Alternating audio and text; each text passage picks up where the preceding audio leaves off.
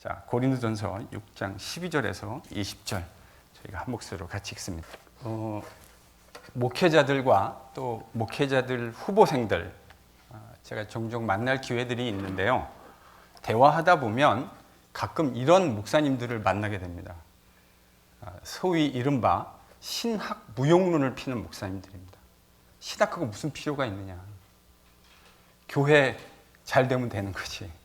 교회만 잘 성장하고 성도들만 많이 오면 되는 거지. 신학 그런 거 무슨.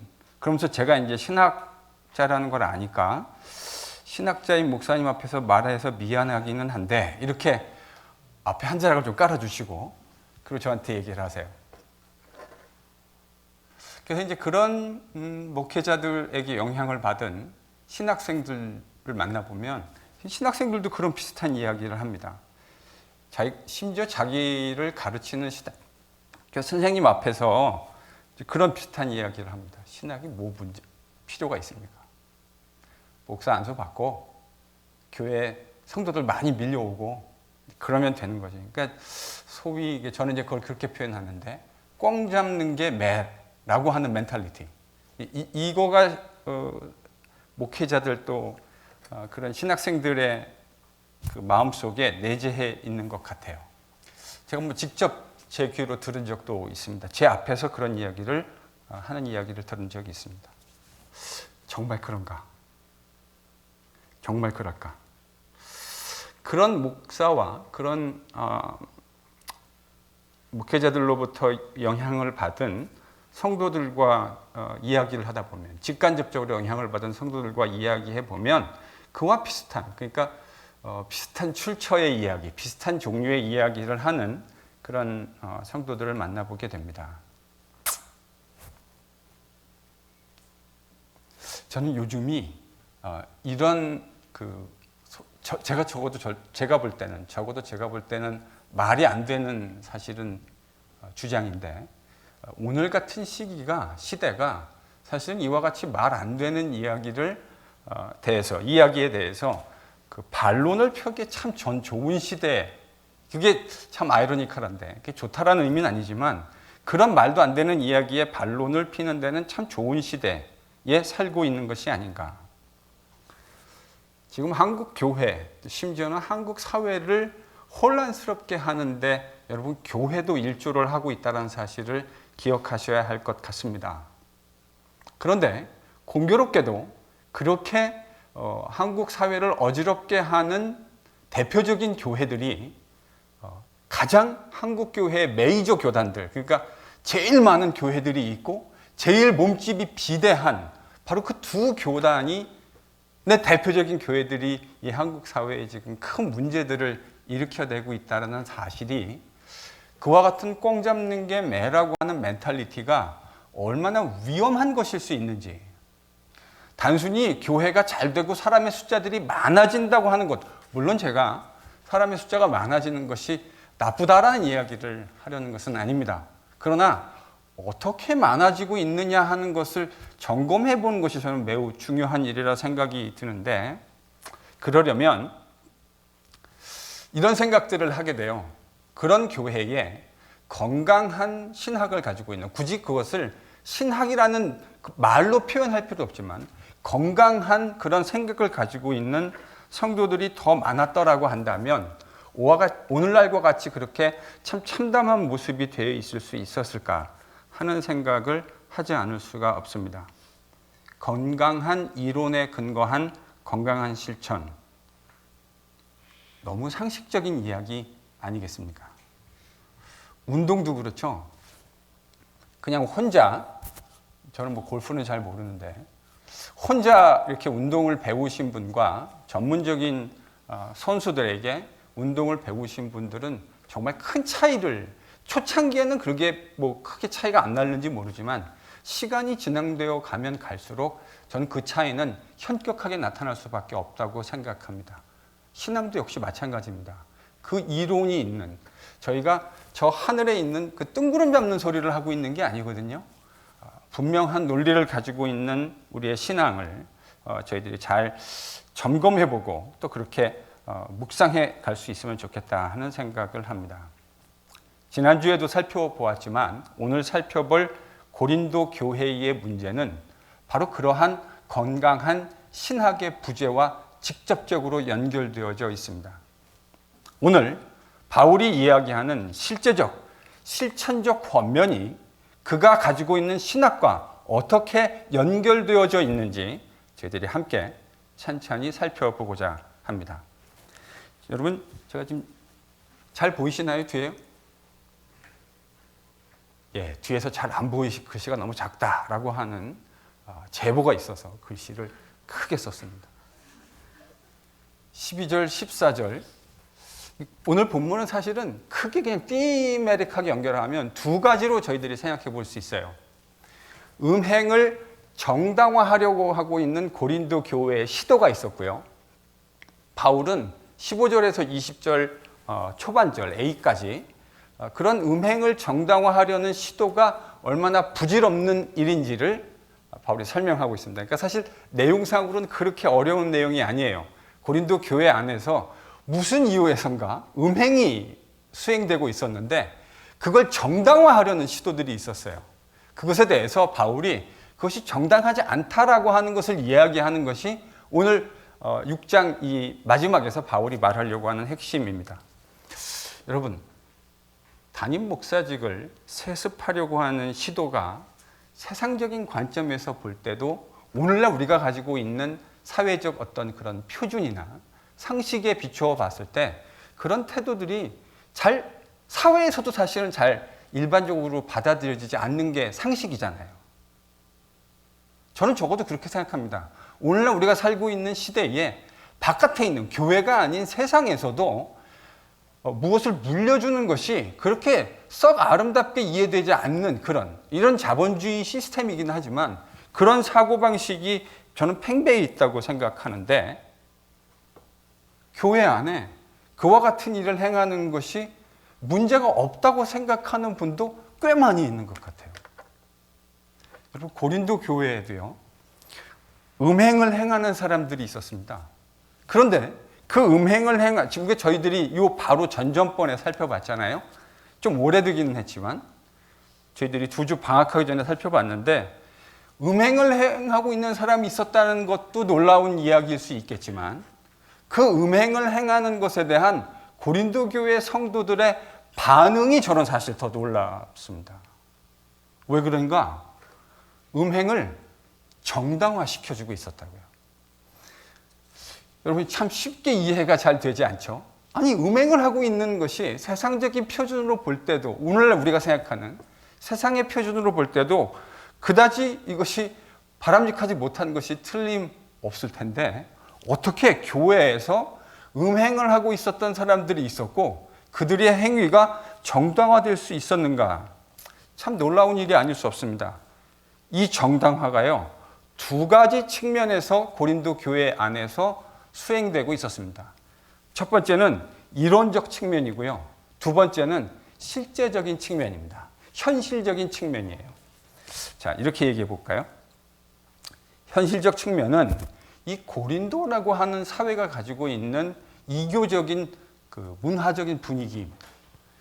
사실은 고린도 교회라고 하는 곳, 지난번에 제가 이 고린도전서 그 서론을 하면서 고린도라는 도시가 어떤 도시인가에 대해서 좀 길게 이야기했었습니다. 고린도라는 사회는 이교 문화권의 안에 위치하고 있었어요. 그러니까 그러다 보니까 문화적으로, 그러니까 종교적인 그런 제의적인 행동이 문화라고 하는 이름으로 자연스럽게 스며들어 있었습니다. 그래서 심지어 그런 고린도라고 하는 도시에서 행해지고 있는 종교적, 제의적인 행사 안에 문화라는 이름으로 어떤 행위가 있었냐면 성전에서 일하고 있는 공창들이 있었습니다. 그러니까 신전에서, 기독교 성전이라는 의미가 아니라 그들의 신전에서 일하고 있는 공창들이 있었어요. 그래서 예를 들면 제가 그 친구를 통해서 친구로부터 그 모임에, 사교 모임에 동참할 것에 대해서 요청을 받았습니다. 초대를 받은 거죠. 그럼 제가 그 모임에 가면 어떤 일이 벌어지냐면 그 모임의 마지막에 제의적인 종교적인 일들이 벌어지고 그 제2의 제일 마지막에 그 신전에서 일하고 있는 창기들과 함께 공적인 성적인 교합이 이루어지는 일들이 벌어졌습니다.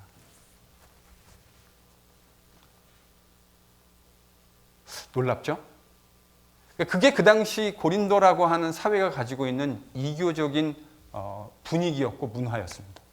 그러니까 이런 데 초대받게 되어지면 자동적으로 그와 같은 일들을 수행하는 것이 상식적이라고 사람들에게 받아들여지는 사회에 고린도 교회 성도들이 살고 있었던 거예요. 여러분, 오늘날도 미국도 저희들이 교회에서 동성애 그러면 그것이 하나님 앞에 죄악이라고 하는 생각을 가지고 있지만 사회 앞에 나가면 저희들이 이 문만 열고 교회 문 밖으로 나가면 그것이 죄악이다라고 이야기하는 것이 일반적이지 않은 사회가 점점 되어져 가고 있는 것이 현실입니다. 고린도 교회는 그런 특수한 상황에 처해 있었던 거죠. 거기에다 플러스 우리가 볼 때는 이 말도 안 돼 보이는 일이 어떻게 정당화되고 있었는지를 우리로 하여금 좀 유추해 볼 수 있게 해주는 그 이론적 단초를 제공하는 어구가 12절에 등장합니다. 여러분 12절 같이 한번 다시 읽어볼까요?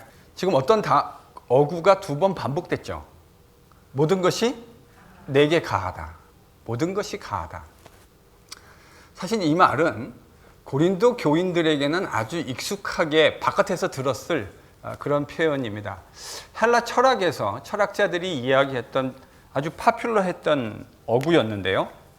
여러분 이 말은 어떻게 이해하셔야 되냐면 좀 지워도 괜찮을까요?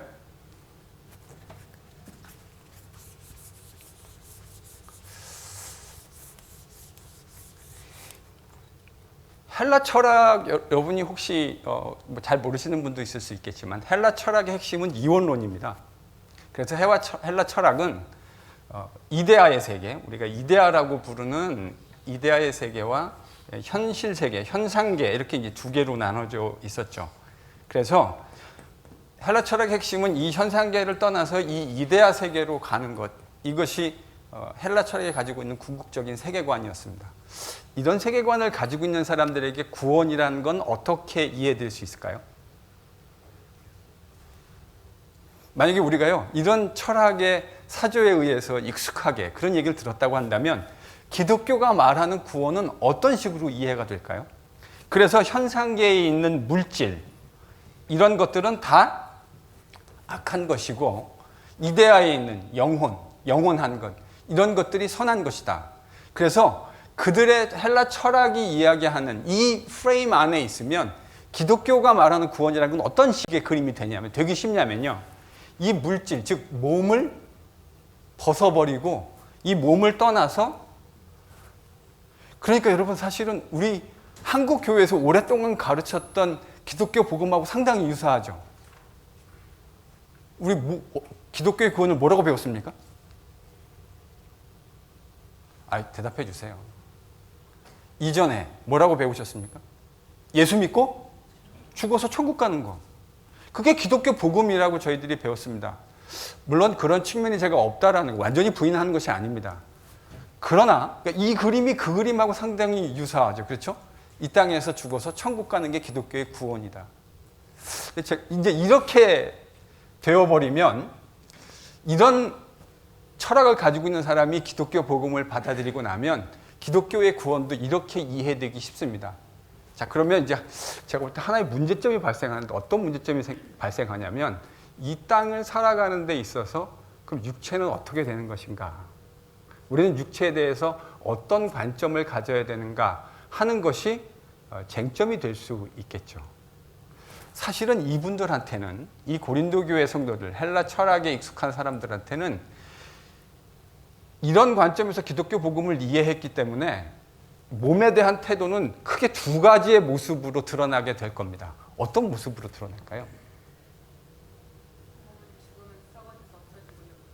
그러니까 어차피 몸이란 건 죽어서 없어지고 썩어질 거니까, 그래서 그걸 벗어나는 것이 구원이라고 이해하게 되니까 몸에 대한 태도가요, 두 가지 모습으로 이해될 겁니다. 반응이. 첫 번째는요, 아주 극단적인 금욕적인 모습으로 드러날 겁니다.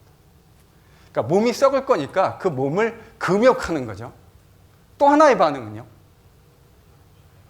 극단적인 쾌락주의에 빠지게 될 수 있습니다. 어차피 몸이라는 건 중요하지 않아요. 구원받는 건 영혼이니까 몸은 어떻게 해야 되는지 별로 중요하지 않습니다. 그러니까 그 몸을 가지고 이런 문화권 안에서 어떤 모습으로 표출될 수 있을까요? 극단적인 쾌락주의의 모습으로, 바울이 바라볼 때 극단적 쾌락주의의 모습으로 표현될 수 있을 거예요. 바로 그것을 나타내는 캐치프레이즈가 뭐였다고요? 내게는 모든 것이 가능하다. 지금 바울이 그 고린도 교회의 소위 말하는 방종주의자, 저는 이렇게 부르고 싶은데 방종주의자들이 말하고 있는 캐치프레이즈를 그대로 갖고 와서 바울이 지금 12절에서 어떻게 얘기하고 있습니까? 모든 것이 내게 가하나 유익한 것은 아니다. 모든 것이 내게 가하나 내가 얽매이지 무엇에든지 얽매이지 않을 것이다. 바울이 이렇게 이야기하고 있다고요. 여기에 플러스. 자, 이런 생각을 하고 있는 사람들한테 바울이 가르친 복음이 무슨 복음이죠? 바울이 가르친 복음을 한번 잘 생각해 보세요. 그리스도께서 당신을 자유롭게 하셨다. 그리스도가 당신을 죄로부터 해방시켰다. 여러분, 이게 바울이 가르친 복음의 중요한 캐치프레이즈였습니다. 그러니까요, 이런 생각을 하고 있는 사람들한테 그리스도의 복음은 우리를 자유케 하는 복음이다라고 이야기했을 때 그 자유라는 말이 매우 잘못된 의미로 곡해될 수 있는 가능성이 항상 열려 있게 되겠죠. 여러분, 그게 지금 바로 고린도 교회가 가지고 있는 문제점이었습니다. 아니, 어떻게 음행을 해놓고 음행을 하는 것을 정당화할 수 있는가? 실제적인, 실천적인 이유에서 고린도라는 사회의 배경이 그랬고요. 그리고 이론적으로도 이런 헬라 철학의 영향 아래서 얼마든지 이런 이야기를 할 수 있는 사회 구조, 그러니까 사람들의 세계관이 그런 식으로 형성되어 있었던 거죠. 그래서 음행을 하고 있었는데 그 음행에 대해서 너무나 그것이 당연한 것처럼, 그리스도인이지만 우리는 그것이 말이 안 되는 것이라 생각하지만 이분들에게는 이것이 전혀 문제가 되지 않는. 여러분, 놀라운 건요, 21세기 제가 미국에서 미국 신학교에서 공부를 하고 있을 때 제가 한 번 전에 말씀드린 적이 있는 것 같은데 어느 특정 아프리카라는 나라에서, 제가 나라 이름은 밝히지 않겠습니다. 유학 온 동료 목사님이 있었는데 우리는 이제 아프리카를 나라로 구분하잖아요. 근데 그 아프리카에서 오신 분들은 나라로 구분하지 않고 뭐로 구분하는지 아시죠? 부족으로요. 그래서 저 사람은 저희가 볼 때는 다 똑같은 것 같은데 마치 백인들이 볼 때 차이니즈나 코리안이나 재패니즈나 그렇게 잘 구분이 안 되는 것처럼 제가 볼 때는 다 똑같아 보이는데 자기들끼리는 서로 다른 부족에서 왔다고, 이게 문화가 다르더라고요. 근데 어떤 한 목사님이 어떤 문제가 학교에서 발생했냐면, 이분은 그 본국에 부인이 있는 분인데 미국 학생들 중에 어떻게 표현해야 되나, 이렇게 자기가 해서는 안 되는, 기혼자로서는 해서는 안 되는 행동을 미혼 여자들에게 접근하는, 그러니까 미국 사람들 보기에 도덕적으로, 또 더더군다나 우리가 크리스찬이고 목사인데 어떻게 그런 행동을 할 수 있는가 하는 것들을 퀘스천을 던지게 만드는 일들을 하셨어요. 그런데 나중에 이제 제가 그 일에 좀 관여하면서 알게 된 건, 그 부족에서는 그와 같은 일들이 지극히 정상적인, 사실 잘 이해가 쉽게 되지는 않습니다. 그런데 그 부족에서는 크리스찬이 되어지고 난 후에도 와이프를 3명인가 4명까지 갖는 거, 아마도 그 무슬림 문화권하고 어떤 연관이 있는 것 같아요. 그런 것이 지극히 상식적이고 정상적인 것으로 이해되는 문화권이었던 거죠.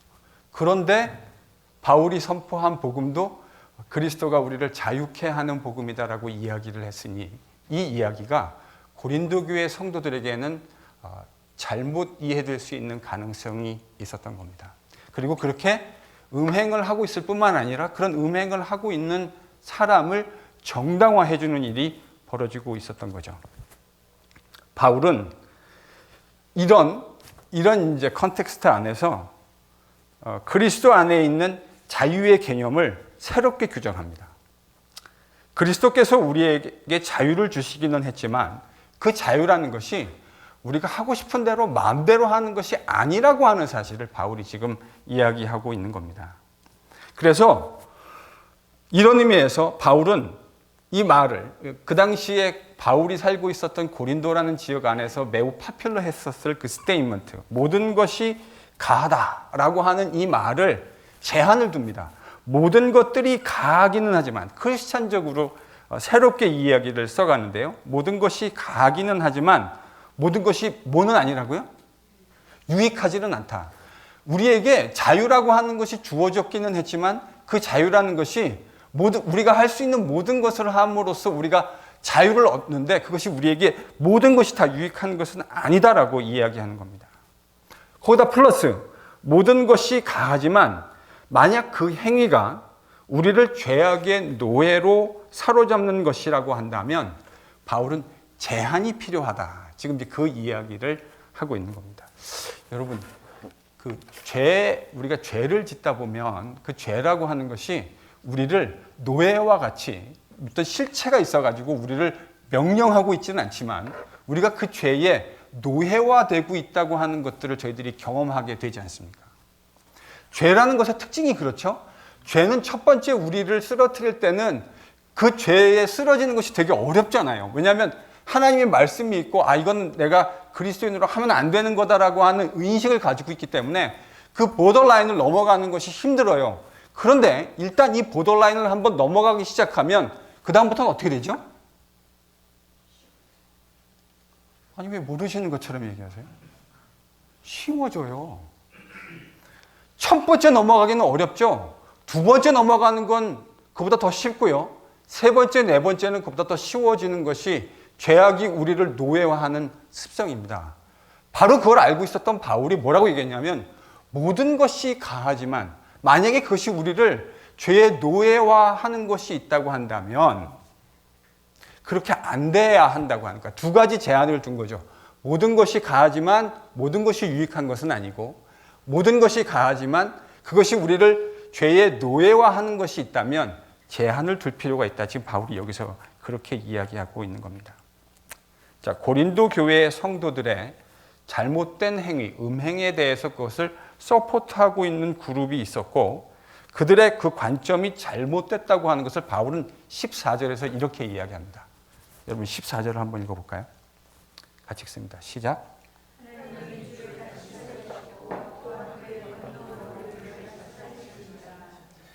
이 이야기가 얼핏 보면요 문맥하고 관계가 없는 것처럼 사실 들릴 수 있는데 지금 핵심이 그리스도인의 몸에 대한 거잖아요. 바울이 뭐라고 그랬냐면 구원이 어디에 국한된 것이 아니라는 사실을 지금 이야기하고 있는 거죠. 구원이 영혼에 국한되어 있는 것이 아니라는 사실을 이야기하고 있는 겁니다. 그리스도께서 우리의 몸까지도, 여기서 몸이란 단어를 쓰지는 않았지만 몸까지도 다시 일으키실 것이다. 이렇게 지금 이야기하고 있는 겁니다. 그러니까 고린도 교회 안에 음행을 정당화하는 이런 행위들이 있었고 그것이 어떤 근거 위에서 철학적이고 실질적인 근거 위에서 정당화되고 있었다라고 하는 것을 이야기했습니다. 바울은 그와 같은 것이 불가하다라는 얘기를 14절에서 했고요.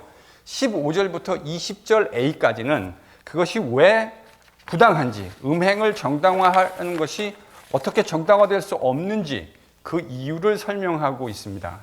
그런데 이 주장을 저희들이 바울이 말하는 이 주장의 핵심을 잘 읽어가면 여기 뭐가 있냐면요. 기독교 구원론의 핵심이 있습니다. 자, 지금 매우 실천적인 이야기를 하고 있는데 15절에서 20절에 바울이 지금 음행이 절대로 정당화될 수 없다라고 하는 이 이야기 뒤에는 바울이 이해하고 있는 기독교 구원론의 핵심이 있습니다. 여러분, 제가 여러분과 교회 부임한 이래로 성경 공부 처음에 했던 구약의 이야기를 쫙 이야기하고 아브라함의 이야기를 하고 선지자들의 이야기를 하고 예수님의 복음에 대해서 이야기했습니다. 맞죠? 그렇습니다. 제가 그런 이야기를 했습니다. 이게 기독교 복음을 이해하는 저는 매우 중요한 프레임이라고, 저희들이 요즘에 프레임이라는 말을 참 많이 쓰는데 저는 진짜 중요한 프레임인 것 같아요. 한 3분 이내로 그 이야기를, 저희들이 그때 거의 한 10개월 가까이 했던 걸 3분 이내로 제가 한번 요약해 보겠습니다. 자, 지금 들으시면 다 요약이 되는 겁니다. 기독교 신학, 기독교의 복음을 이해하는 프레임으로 서방 기독교는 지난 2000년 동안 이 프레임을 사용했습니다. 창조, 그리고요 타락, 그리고요 구속 혹은 회복, 다 좋습니다. 글씨가 작다 보니까 계속 커지네요. 창조, 타락, 구속이라고 하는 프레임을 사용했어요. 프레임은 완벽한 프레임은 없습니다. 그러니까 이 프레임 안에 설명 안 되고 제대로 설명 안 될 수 있는 부분도 있어요. 그러나 왜 프레임을 하는가? 잘 요약해서 설명하는데 이점이 있기 때문입니다. 여러분, 지도를 보실 때, 지도를 볼 때 이거 실제랑 너무 달라라고 컴플레인 하시는 분이 없잖아요. 지도의 장점은 단축해서 큰 그림을, 큰 빅픽처를 보여줄 때 유익합니다. 마찬가지로 서방 기독교는 이런 프레임으로 그동안 기독교를 설명해 왔다고요. 자, 하나님이 천지를 창조하셨습니다. 그런데 인간들이 그것을 다 망가뜨렸습니다. 그래서 기독교는 이것이 어떻게 구속되고 회복됐는가를 그려주는 그림이었어요. 맞습니까? 하나님이 아브라함을 선택하셨습니다. 아브라함 개인을 선택하셨지만 사실은 하나님은 아브라함 안에서 누구를 마음속에 가지고 계셨습니까? 이스라엘이라고 하는 민족을, 나라를 가지고 계셨습니다. 그 나라를 통해서 무슨 일을 이루시려고요? 열방에, 그러니까 하나님이 이스라엘을 부르신 목적을 생각해 보면 하나님이 왜 이스라엘을 부르셨는가를 알 수 있습니다. 하나님은 이사야 선지자의 표현을 빌리자면 열방의 빛이 되기 위해서 이스라엘을 부르셨습니다. 그래서 이스라엘만 하나님의 백성이 되는 것이 아니고 이스라엘을 통해서 열방도, 우리 같은 이방인들도 하나님을 섬기는 백성으로 구속, 회복시키시기를 원하셨습니다. 그런데 이스라엘의 역사는 지속적으로 하나님의 뜻을 거역하는 역사였죠. 저희들이 사무엘, 열왕기 읽어갈 때 계속적으로 반복적으로 발견하는 것이 무엇입니까? 이스라엘이 하나님의 뜻을 지속적으로 거역하는 겁니다.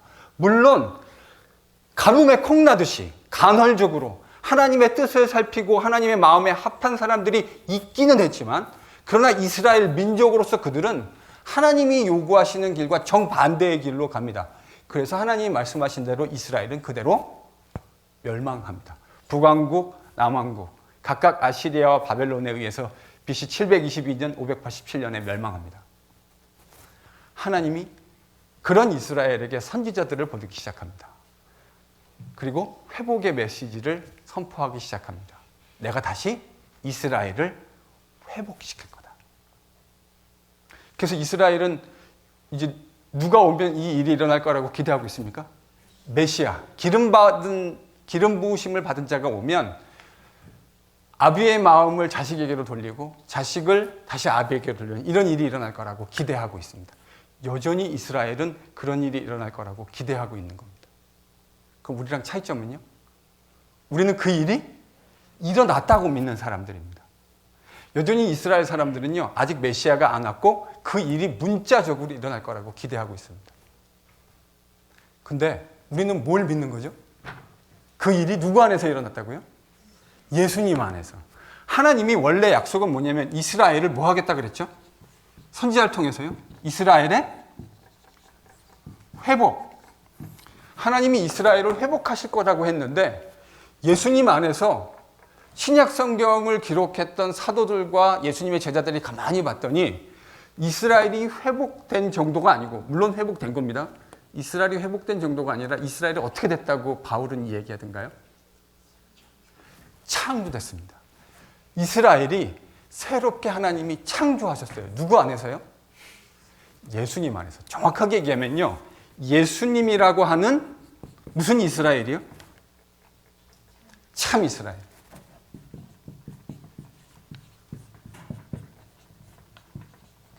모든 이스라엘은 하나님을 반역했는데 반역하지 않는 유일한 이스라엘, 그분이 누구라고요? 그분이 예수님이에요. 그래서 바울은 갈라디아서에서 3장에서 아브라함의 유일한 후손이 누구라 그랬습니까? 싱귤러로요. 단수로 아브라함의 유일한 후손은 예수님 한 분밖에 없다고 이야기했습니다.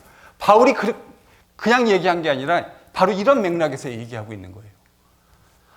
여러분, 이게 기독교가 얘기하는 구원입니다. 이 프레임을 제가 오늘 말고도 앞으로도 또 이야기를 할 날이 있을 겁니다. 너무 중요한 프레임이라. 예수님이라는 참 이스라엘을 하나님이 뭐 하셨다고요? 그 단어를 사용해 주세요. 여러분이 이미 알고 계신 거예요. 뭐 하셨죠? 새로운 이스라엘을 창조하셨습니다. 그래서 신약 성경 안에 바울도 그렇고 요한도 그렇고 새로운 창조의 개념을 이야기하게 되는 겁니다. 자, 그러면 하나님이 원래 계획이 뭐냐면 이스라엘을 통해서 열방을 구원하시려고 했던 거잖아요. 원래 이사야도 그렇고 출애굽기에서는 이스라엘을 똑같은 이야기인데 이걸 어떻게 표현했냐면 출애굽기 4장에 보면 하나님이 이스라엘을 무슨 나라로 불렀다고요? 제사장 나라. 제사장 나라라는 말의 의미는 그 제사장을 통해서 다른 사람들도 데리고 더불어서 누구에게로 나아가는 겁니까? 하나님께로.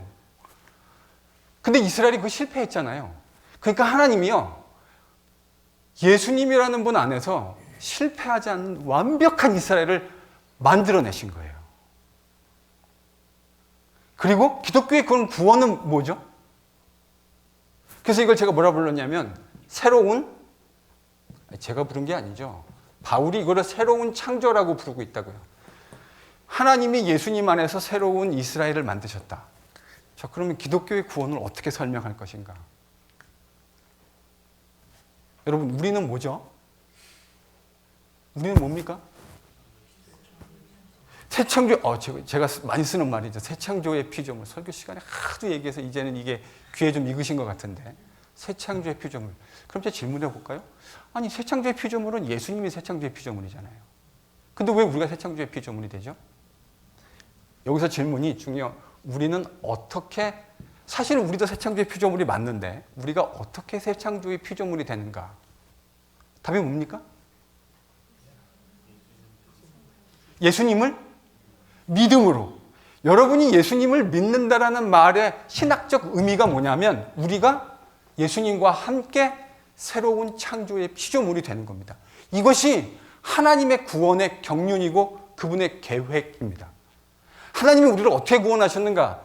예수님이라고 하는 새 창조, 완벽한 이스라엘을 만드시고 그 예수님 안에서 그분을 죽이시고 살리셔서 새로운 이스라엘을 만들어내시고 그분을 믿는 우리를 다 뭐를 만드시는 거예요?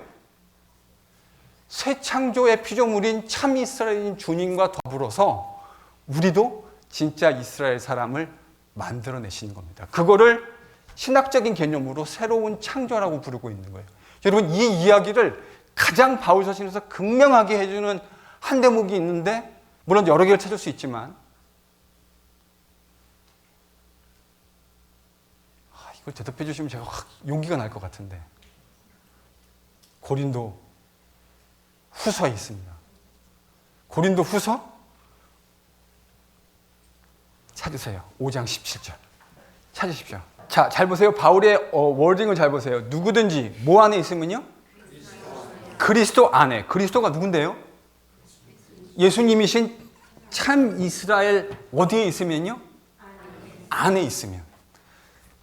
그러니까 기독교가 설명하는 기독교 구원의 핵심은 뭐냐면 우리가 누구 안에 있는 겁니까? 우리가 그리스도 안에. 제가 지난주 주일날 설교할 때 그리스도의 살과 떡을 먹는, 피를 먹는 것이, 마신다라고 하는 것이 요한은 어떻게 표현했죠? 그걸요?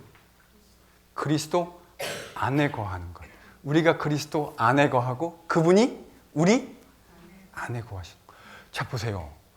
바울과 요한이 정확하게 똑같은 개념을 설명하고 말은 좀 다르게 말했지만 사실은 정확하게 같은 내용을 이야기하고 있는 것 아닙니까?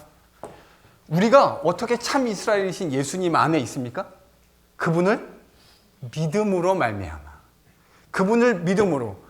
그래서 바울은 5장 17절에 누구든지 그리스도 예수 안에 있기만 하면 뭐가 된대요? 새로운 새 창조의 피조물이 된대요. 여러분, 이게 기독교가 얘기하는 구원입니다. 죽어서 천국 가는 정도의 이야기가 아니고요. 물론 그것 포함하고요. 그걸 배제하는 것이 아니라 그거 포함해서 우리가 새 창조의 피조물이신 참 이스라엘이신 예수님과 함께 그분 안에서 새로운 참 이스라엘이 되고 새로운 피조물로 지으심을 받는 것. 여러분, 이게 누가 이해한 복음이라고요? 바울이 이해한 복음이라고요. 이게요, 저는 요한이 이해한 복음이라고 생각합니다. 이 이야기는, 더 자세한 이야기는 제가 앞으로 요한복음에서 정말 많은 곳에서 하게 될 겁니다. 자, 그러니까 이게 바울이 이해한 복음인데, 이게 지금 어떻게 이 고린도 교회의 윤리적인 이야기와 연결되어 있는지 여러분 보이십니까? 고린도 교회에 지금 음행을 하면서도 그 음행이 잘못된 게 없다고 생각하는 사람들을 향해서 바울이 지금 뭐라고 얘기하냐면, 우리가 받은 기독교의 구원이 무엇인지를 생각나게 하는 방식으로 접근해 가고 있다고요. 예수를 믿는다고 하는 것, 예수를 믿음으로 우리가 그리스도와 함께 연합하여 하나가 되고 그래서 새로운 창조의 피조물이 되는 겁니다. 이것이 기독교가 얘기하는 기독교의 복음입니다. 우리가 누구랑 하나가 되었다고요? 누구랑 하나가 되었다고요? 예수님과 더불어. 그래서요, 바울의 13개의 편지에서 가장 많이 등장하는 단어가 제가 뭐라 그랬죠? 까먹으셨군요. 그리스도 안에서. 바울이 하나님 예수님이라는 이 단어를 제외해 놓고 가장 많이 사용하는 그 프레이즈가 뭐냐면 그리스도 안에서. 영어로는 in Christ. 바울이 사용한 언어로 하면 en Christo. 이게요, 160회 정도 사용됐고요. 바울이 en Christo 대신에 in him, 뭐 그분 안에서 이런 대명사까지 포함하면 바울 서신에서요, 이 어구가 200회가 넘게 사용되어집니다. 그러니까 바울이 이해한 기독교의 구원의 핵심은 뭐예요? 이렇게 좀 대답해 주세요. 그리스도 안에서. 여러분, 우리의 구원은 뭐라고요? 그리스도 안에서. 어떻게 구원이 이루어지냐면 그리스도 안에 있기 때문에 구원이 이루어지는 겁니다. 그 말은, 그리스도 안이란 말은 우리가 그리스도와 함께 연합했다라는 의미입니다. 그래서 우리가 그리스도와 연결되어서 연합되어졌기 때문에 그래서 우리가 새 창조의 피조물이 되었고 바로 그 이유 때문에 하나님은 우리를 구속하시는 거예요. 이게 바울이 이해한 기독교의 복음입니다. 그러니까 기독교의 복음의 핵심은 누구와의 연합입니까? 그리스도와의 연합. 살과 피를 마신다라는 말도 그리스도와의 연합이에요. 그 그리스도를 즐거워하는, 나와 연합해 주신, 여러분, 우리가 부부가 되고 그렇게 좋고, 지난번에 부부를 누가 왼수라고 표현하셨는데 대구에서 오신 모 집사님이, 여러분, 그렇게 표현될 수 있는 거 아니지 않습니까? 그렇게 죽고 못 살아서 같이 평생을 살고 싶어서 결혼하신 거 아닙니까? 그 연합이 주는, 친밀함이 주는 여러분 즐거움과 기쁨이 있지 않습니까? 마찬가지로 그리스도와 우리가 하나가 되었다고 하는 것이 주는 그 친밀함과 기쁨이 우리를 춤추게 하는 것 아닙니까? 그것이 우리가 예수를 믿게 된 이유 아니에요? 이론적으로 다 설명하지는 못했지만 이제 이강택 목사 이야기를 듣고 보니 바울이 얘기한 복음이 그거였구나. 그리스도 안에 있는 것. 그리스도와 연합해서 내가 그의 백성이 되고 그의 신부가 되고, 그걸 다양한 비유적 언어로 표현하죠. 그의 신부가 되어서 그와 함께 누리는 이 친밀한 교제의 기쁨. 이게 기독교의 핵심입니다. 그게 예수의 살을 먹고 그의 피를 마시는 거예요. 그런데 지금 고린도 교회에 음행하는 자는 누구와 연합되어져 있다고요?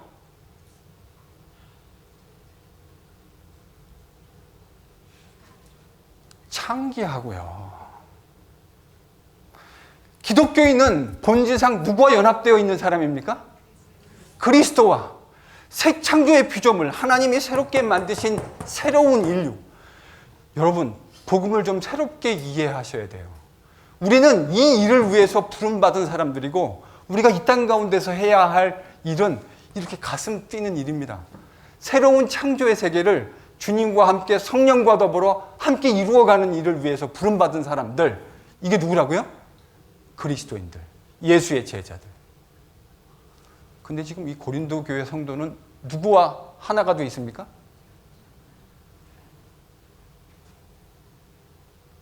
그러니 바울이 자기가 개척해서 세운 교회의 성도들이 이와 같은 프랙티스 뒤에 하나님이 해놓으신 이런 이론적으로 큰 어마어마한 복음의 역사들이 있는데 이거를 고린도 교회 성도들이 지금 못 바라보고 있는 거 아닙니까? 신학이 필요가 없다고요?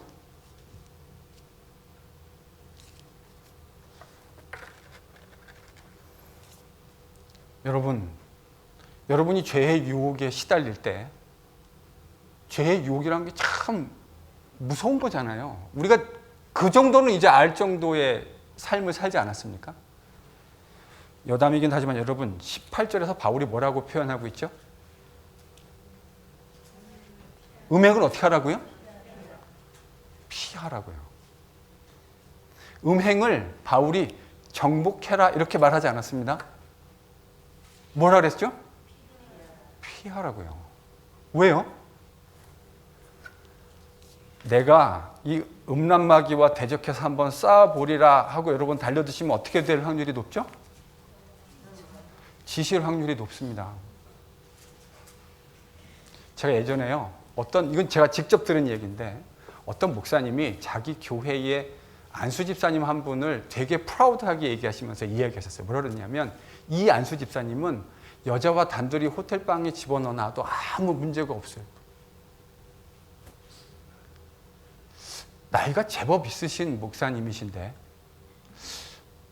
저는 이런 생각을, 제가 그 이야기를 이렇게 리콜 해가지고 생각할 때마다 이런 생각을 하게 됩니다. 아, 인간을 몰라도 너무 모르시는구나.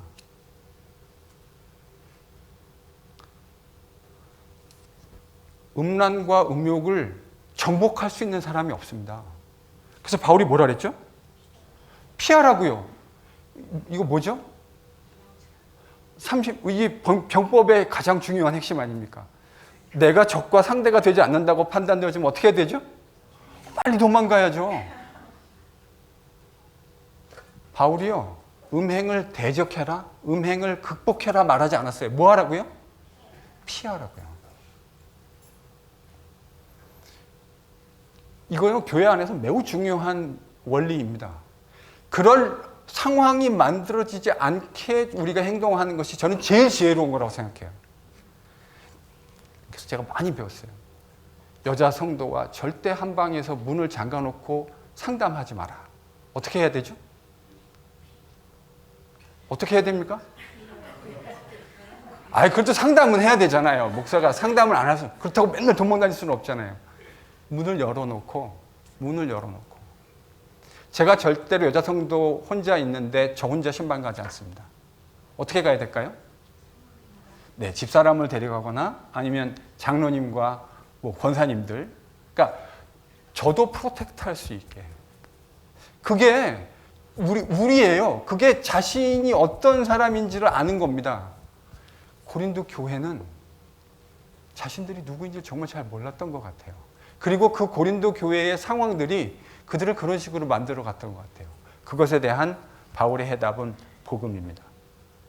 그리스도와 연합하여 하나가 된 성도의 정체성에 대해서 바울은 이야기합니다. 지금 창기와 결합함으로 한 몸을 이루고 있는 고린도 교회 성도들에게 그리스도와 연합되어져 있는 그들의 정체성이 기억나게 합니다.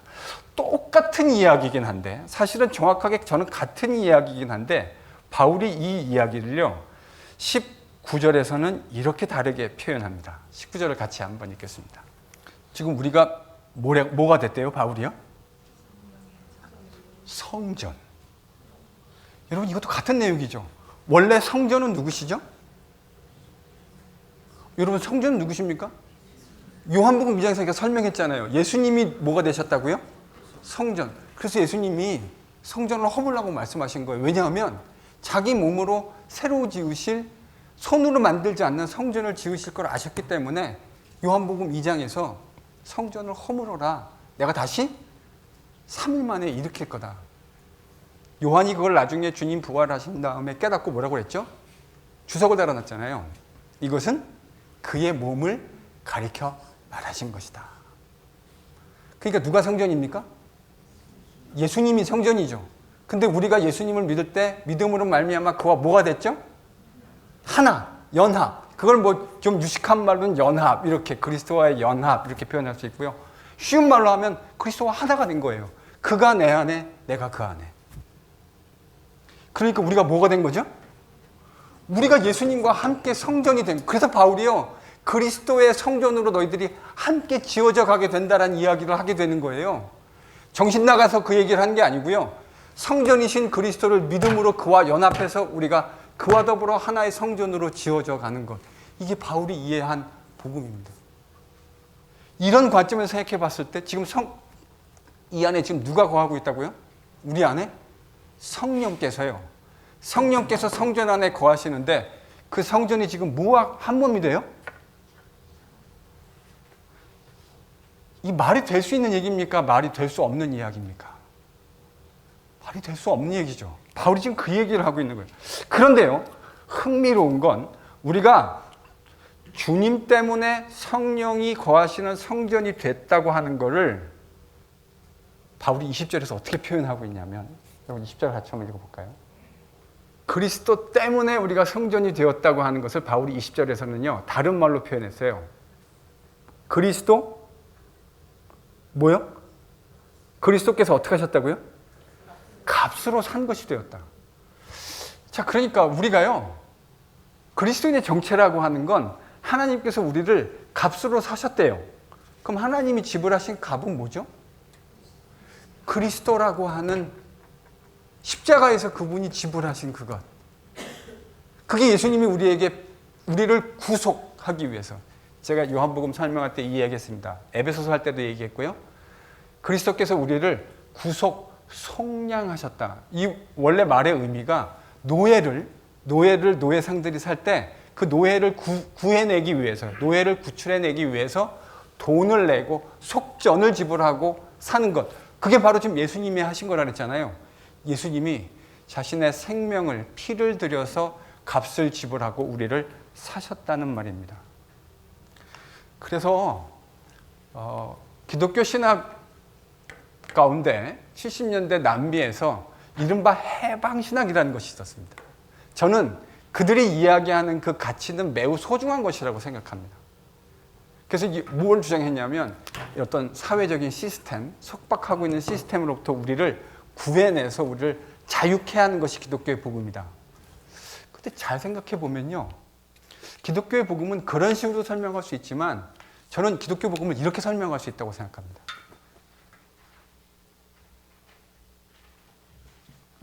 한 종류의 구속에서 또 다른 의미의 구속으로의 부르심입니다. 우리는 이전에 뭐의 노예였죠? 죄의 노예였잖아요. 그래서 죄가 시키는 일들을 저항할 수 없게끔 그 죄가 시키는 대로 계속해서 범하면서 살았는데, 그 속에서 우리를 여기서부터 속량해 내셨다고 하는 건 이제 우리가 뭐가 되는 거죠? 자유인이 됐다라고 표현할 수도 있지만 성경은 이것을 뭐라고 표현하냐면, 바울이 자기를 뭐라고 계속 부릅니까? 종이라고 부르잖아요. 둘로스, 슬레이브라고 부른다고요. 우리가 전에는 그러니까 뭐의 슬레이브였던 거죠? 죄의 슬레이브였는데 이제는 뭐의 슬레이브가 된 거죠? 예수님, 우리 아버지 하나님의. 근데 이 슬레이브는 죄의 슬레이브하고는 차원이 달라요. 그 슬레이브가 되는 게 너무 좋아서 구약에도 보면 원래 희년이 되면 종들을 이렇게 해방시켜줬잖아요. 근데 이 사람이 영원히 주인의 종으로 살 수 있었습니다. 어떻게 하면요?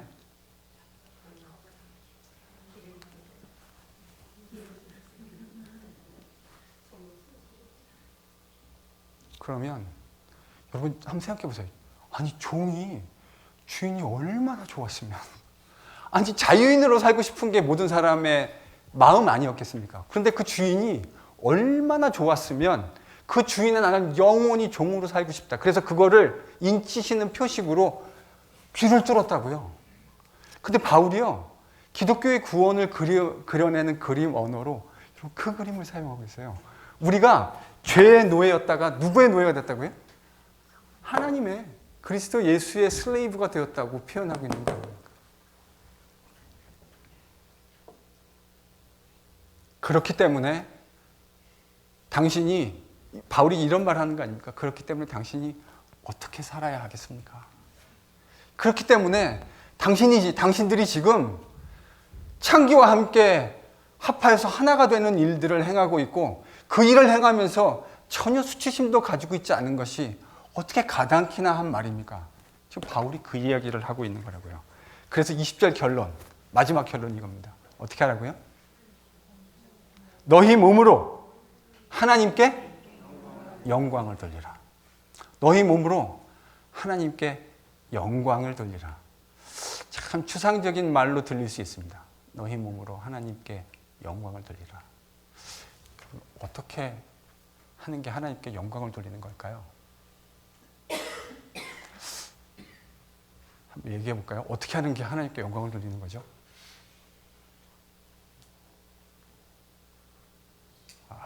저를 좀 보십시오. 저랑 눈이 마주치는 분에게 제가 물어보겠습니다. 제일 만만한 게 김우천 지사님인가? 지사님, 어떻게 하는 게 하나님께 영광을 돌리는 겁니까? 하나님의 말씀을 따라 사는 것. 또요? 죄를 피하는 것. 맞습니다. 다 진리의 측면들을 얘기하고 있는. 또요? 어떻게 하면 하나님께 영광을 돌리는 삶을 살 수 있을까요? 우리 몸으로. 바울이 그랬잖아요. 너희 몸으로. 지금 고린도 교인들은 몸으로 창기들과 하나가 되는 일을 행하고 있는데, 그게 아니고 몸으로 하나님께 영광을 돌리는 삶을 살라고 지금 이야기하고 있다고요. 그럼 이제 질문이요. 어떻게 하면 몸으로 하나님께 영광을 돌리는 삶을 살 수 있습니까? 그리스도의 제자로 사는 거. 맞습니다. 또요? 죄를 피하는 거 아까 얘기했고요. 주님과 인격적인 관계를 맺는 것. 맞습니다. 또요? 그럼 좀 얘기해 보시죠. 뭐 밤도 긴데. 밤새도록 한번 얘기해 보죠. 어떻게 하는 것이 주님께 영광을 돌리는 삶이 될 수 있는지. 제가 궁금해요. 여러분은 어떻게 하나님께 영광을 돌리며 살 수 있다고 생각하시는지 목사로서 너무너무 궁금해요. 어떻게 영광을 돌릴 수 있다고 생각하십니까? 아니, 그걸 알아야 영광 돌리는 삶을 살 수 있잖아요. 가치관의 변화. 제가 계속 얘기하는 거. 권사님 충실하게 잘 듣고 있어서 감사합니다. 가치관의 변화. 맞습니다. 또요? 저는 추상적으로 뭐 하는 거 되게 싫어해요. 구체적으로 하는 게 좀 좋아요. 섬김의 삶. 좋습니다. 또요? 착하게 살자. 물론 착하게 살자는 게 어떻게, 착하게 사는 게 사람마다 다 다르니까 이것도 참 쉽지 않은 건데, 그렇잖아요. 왜냐하면 착하게 살자 그러지만 제가 아마 착하게 살자고 하는 것과 장로님이 착하게 살자는 것이 꼭 똑같지 않을 수도 있잖아요. 사실은요.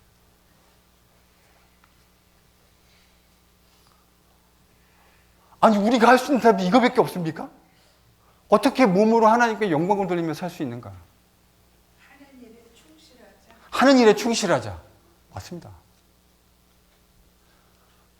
제가 이렇게 지금 안 하고, 이게 안 끝내고 있다는 건 제가 뭐 듣고 싶은 얘기가 있다는 거잖아요, 사실은요. 말씀에서 가르쳐 주신데 말씀.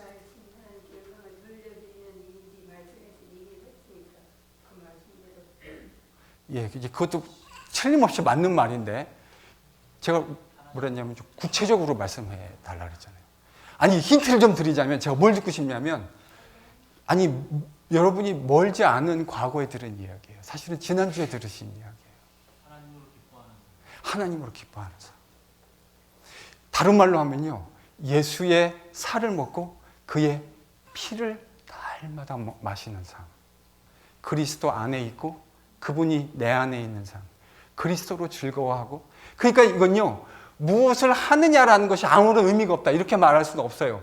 그러나 무엇을 하느냐라는 것보다 그분과 어떤 관계로 사느냐가 훨씬 중요한 거예요. 그러니까 여러분 TV를 보실 수도 있어요. 막 좋아하시는 BTS 이런 거 보실 수도 있어요. 저는 그런 거 보는 게 잘못된 것이고, 뭐 맨날 와서 예배 드리고 말씀, 목사님은 정말 그렇게 사십니까? 24시간 계속 아니요, 저 그렇게 못 살아요. 음악도 듣고요, 좋은 책 있으면 시 같은 것도 가끔, 하도 제가 부르는 분들이 막 시에 이런 그 얘기하고 그래가지고 친구들이 자꾸 얘기해서 제가 시도 막 보고요. 제가 원래 그런 인간은 좀 아닌데, 뭐를 하느냐의 핵심이 아니고요, 그분을 즐거워하면서 하고 있는가. 여러분, 목회를 하는 것도요, 어떻게 보면 진짜 고역이 될 수 있습니다. 아니 진짜 그래요. 여러분, 목회하면서 막 암 걸리는 목사님들도 있잖아요. 얼마나 힘들었으면 암이 걸리겠습니까? 물론 제가 지금 이 이야기는 보편적으로 그냥 일반화할 수 없다는 거 알아요. 목회하면서 힘들어하는 분들 되게 많이 봐요. 물론 이해가 됩니다. 근데 핵심은 목회를 하느냐, 이게 거룩한 것이냐, 생명의 양식이냐, 이런 문제가 아니라 그리스도와 함께 하고 있느냐, 그리스도와 함께 하는 것을 내가 즐거워하고 있느냐. 그분이, 내가 성경을 읽으면서도 기쁨으로 성경을 읽을 수 있고요, 성경을 읽으면서 내가 이거 왜 또 읽어야 되느냐라면서 생각할 수도, 읽을 수도 있다고요. 맛있는 밥을 먹으면서도 하나님이 나에게 주신 귀한 음식에 대한 기쁨과 즐거움으로 그걸 먹을 수 있고요, 그렇지 않은 마음으로도 얼마든지 할 수 있다고요. 무엇을 하느냐의 핵심이 아니라 내가 그것을 그분과 더불어 기쁨으로 하고 있느냐. 지난주에 말씀드린 거로 하면 그의 살을 먹으며 그의 피를 기쁨으로 마시고 있는가. 여러분, 여러분이 하나님으로 말미암아 그분이 여러분에게 베풀어 주신 일로 기쁘고 감사하며 하루하루를 살고 있다면 여러분은 잘 살고 계시는 겁니다. 그리고 그것이 바로 누구에게 영광을 돌리는 삶이에요? 하나님께. 그래서 제가 참 좋아하는 제가 지난주에도 말씀드렸죠. 존 파이퍼 목사님의 그분의 그 미니스트리의 그 한 센텐스로 요약한다면 저는 이렇게 요약할 수 있다고 생각해요. 존 파이퍼 목사님의 ministry. When you are most satisfied with the Lord, God is glorified. 우리가 그리스도와 함께, 하나님과 함께 가장 흡족해하고 만족해할 때 하나님께서 영광 받으십니다. 저는 바울이 그 이야기를 하고 있다고 생각합니다. 가늠하고 있는, 그래서 말할 수도 없는 그런 처지에 있는 고린도 교회 성도들을 향해서 바울이 이야기하는 복음의 핵심이 무엇인지 여러분 잘 묵상할 수 있는 여러분이 되실 수 있기를 바랍니다. 기도하겠습니다.